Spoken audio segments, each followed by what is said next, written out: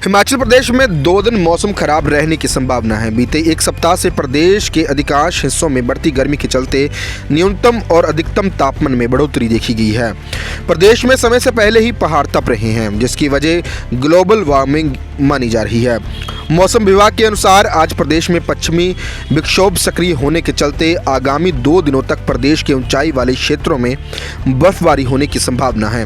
वहीं मैदानी क्षेत्रों में हल्की बारिश और तेज हवाएं चलने का पूर्वानुमान लगाया जा रहा है, जिसके चलते तापमान में कमी आने की उम्मीद है। देखिए, एक तो इस साल ये रहा कि डिस्टर्बेंसेस काफ़ी कम रही और जो रही भी वो काफ़ी वीक रही, तो उससे ये हो जाता है कि स्नोफॉल कम होगा तो उस तरफ से ठंडी हवाएं नीचे नहीं आती हैं, जो कि टेम्परेचर को यूजुअली कम करती हैं। तो मुख्य कारण तो ये है।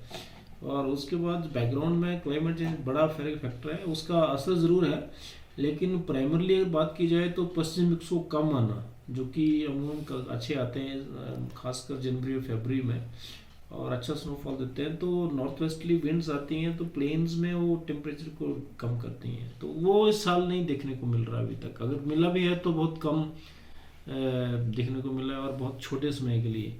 उसमें मुख्य चंबा, लाहौल स्पीति और कुल्लू को कुछ एरियाज में जो है देखने को मिला है। सिरमौर, सोलन और शिमला में बर्फबारी कम हुई है।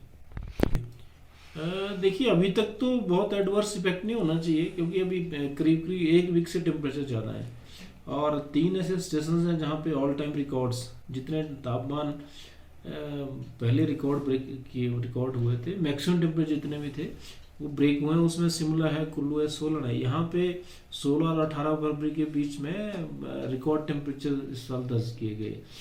तो ये ज़रूर है कि वार्मिंग हो रहा है, टेम्परेचर काफ़ी ज़्यादा है। शिमला का भी 11.6 न्यूनतम है, जो कि करीब 6 से 7 डिग्री ज़्यादा है। इसी तरह से 21 के आसपास, 9 डिग्री 10 डिग्री के आसपास जो है मैक्सिमम टेम्परेचर ज़्यादा है। तो ये ज़रूर है, अगर ये कंटिन्यू करता है, प्रोलॉन्ग करता है, तो ज़रूर असर पड़ेगा फसलों के ऊपर, वाटर रिसोर्स के ऊपर और जितने भी एरियाज हैं जहाँ पे तापमान का असर होता है।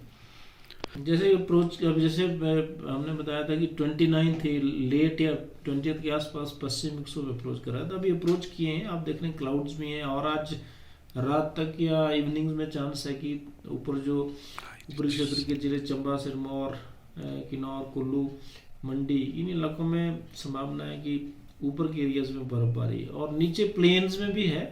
1-2 जगह पे जो है बारिश और हल्की बारिश और उसका संभावना है विंड का। लेकिन नीचे के जो ज़्यादातर एरियाज हैं वहाँ क्लाउड्स ज़्यादा रहने की संभावना है। लेकिन कुछ जिले जिसमें ऊना, बिलासपुर, हमीरपुर, इन इलाकों में संभावना है कि एक दो जगह पे जो हल्की बारिश हो। इसका सोलन की बात करते हैं तो सोलन में रिकॉर्ड ब्रेकिंग टेम्परेचर जो हमें देखने को मिला है तो वो 28.5 है 26 फरवरी 2021 में, और इस साल 29.5 सॉरी 1 डिग्री जो है ज़्यादा टेम्परेचर बढ़ा है और वो 16 फरवरी को ब्रेक हुआ है।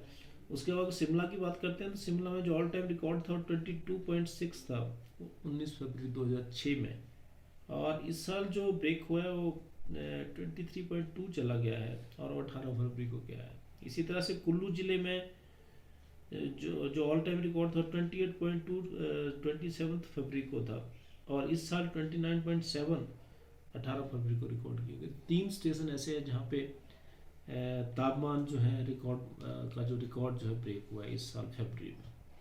संदीपनी गुरुकुल एकदम वैसा ही स्कूल जैसा हमें चाहिए था। ऐसा स्कूल जिसने वैदिक भारत की गुरुकुल शिक्षा पद्धति पर शोध किया और अपने आप को वैसा ही बनाया। एकदम वैसा ही गुरुकुल जैसा वैदिक काल में होता था, जहाँ राजकुमार, राजकुमारियाँ व ब्रह्म स्वरूप ईश्वरीय शक्तियाँ शिक्षा प्राप्त कर अपने राज्य के उत्कृष्ट सम्राट बनते थे। भारत एक विश्व गुरु था। 530 ईसा पूर्व तक दुनिया की आधी से ज्यादा संपत्ति भारत के पास थी। थी और फिर शुरू हुआ भारत पर आक्रमण का सिलसिला और मेरा भारत लुटता रहा। कभी धन संपदा से तो कभी ज्ञान संपदा से। हमारे गुरुकुल इतने महान थे कि इनमें दुनिया को बदल दे ऐसा ज्ञान दिया जाता था। 18 अलग अलग विषयों में शिक्षा दी जाती थी। 1858 में ब्रिटिश सरकार एक एजुकेशन एक्ट लाई। लॉर्ड मैकॉले ने तब सबसे पहले एक सर्वे करवाया। सर्वे में यह पाया गया कि भारत का लिटरेसी रेट 97% है। यह जानकर उनको बहुत हैरानी हुई और उन्होंने सभी गुरुकुलों में आग लगा दी और सभी गुरुओं को मारा गया और फिर आगमन हुआ कॉन्वेंट सिस्टम का। आओ भारत को जागृत करें,